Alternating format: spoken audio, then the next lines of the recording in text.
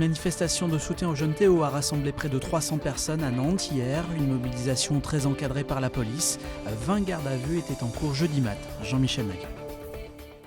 La police vient! La police assassine! La police vient! La police assassine! La manifestation n'a pas duré longtemps, repoussée par les forces de l'ordre et dans la fumée des gaz lacrymogènes. Le cortège a très vite été éloigné du centre-ville. Même pendant le mouvement social, il n'y a que sur des manifs qui avaient été interdites qu'on a vu ce genre de dispositif. C'est très inquiétant de se dire que juste des centaines de personnes qui se rassemblent pour exprimer leur point de vue aujourd'hui à Nantes se retrouvent avec des policiers tout autour d'elles qui les visent directement avec des LBD, qui fouillent tout le monde comme si on était des terroristes. Avec l'appui d'un hélicoptère, les forces de l'ordre ont donc repoussé les manifestants jusqu'au parking de l'île Gloriette avant de les encercler. Des manifestants qui dénoncent des violences policières bien au-delà des faits qui se sont déroulés à Aulnay-sous-Bois.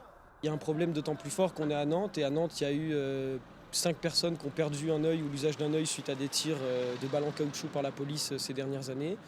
Il y a eu des centaines de blessés, parfois graves, lors du mouvement contre la loi travail à Nantes.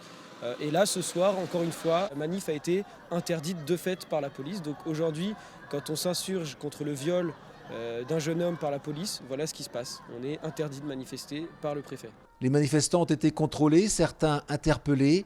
Les derniers d'entre eux ont été dispersés en soirée, 3 heures après le début du rassemblement.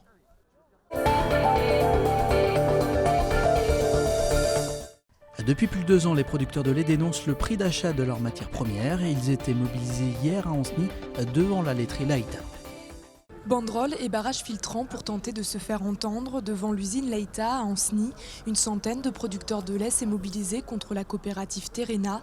Cette dernière propose un prix du lait en baisse pour le premier trimestre de l'année. 305 € les 1000 litres de lait pour le mois de février. On a eu des annonces de prix qui sont inacceptables pour le mois de février et mars, qui ne sont pas du tout dans la concurrence. Les voisins, les laiteries voisines payent plus cher. Donc aujourd'hui, Terena, c'est le mauvais payeur. Donc on se devait d'être là pour leur prévenir, pour leur indiquer que ça ne pouvait pas être durable et qu'il fallait qu'ils revoient leur prix à la hausse. Pourtant, les indicateurs semblent être ouverts, avec notamment l'augmentation du prix du beurre. Le beurre n'a jamais été aussi cher, le beurre n'a jamais augmenté aussi vite. C'est la première denrée qui augmente aussi vite dans l'année. Donc il faut payer le producteur. Aujourd'hui, qui se gave, c'est certainement pas les agriculteurs. Depuis 2014, c'est une crise qui n'en finit pas. Les producteurs de lait sont fatigués de cette situation financière catastrophique pour leur exploitation. On subit toujours, tout le temps. Aujourd'hui, on voit dans la presse, on voit partout les céréales, c'est la cotation du beurre qui a flambé. Et notre prix du lait, il ne monte pas en conséquence. C'est tout le temps la même chose. On n'est pas sûr de faire des investissements, c'est pas sûr que je m'installe non plus, parce que si c'est pour s'installer et s'endetter jusqu'à 40 ans et pas vivre de son métier, c'est pas la peine non plus. De son côté, la coopérative Terena dit être consciente de l'effort qu'elle demande à ses agriculteurs, mais justifie son prix par une situation économique laitière encore très fragile.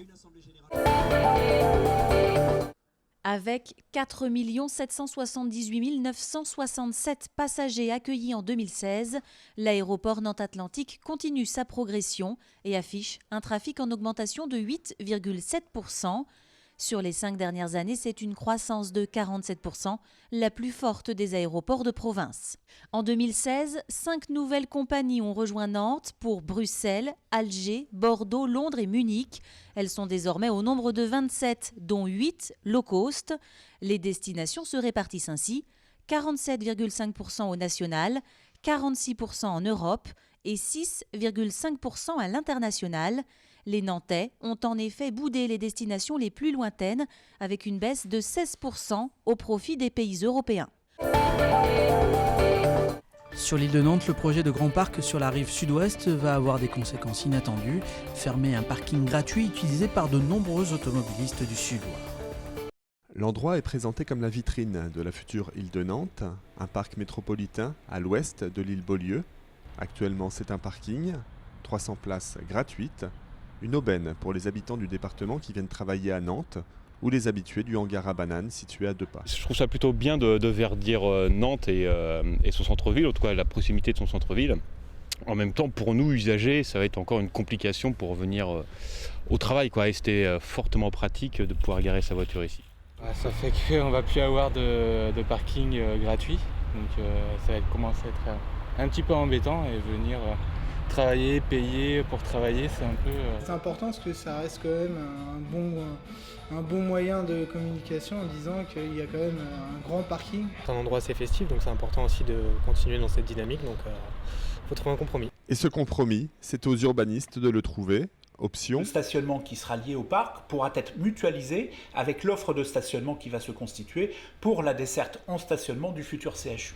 Alternative, le train, depuis le Pays de Ré, qui est le point de départ de nombreux usagers de ce parking. Mais la fréquence actuelle des TER est bien trop faible. Par exemple, en venant de Port-Saint-Père, il faut choisir entre une arrivée à 8h42 ou 10h50 en gare de Nantes.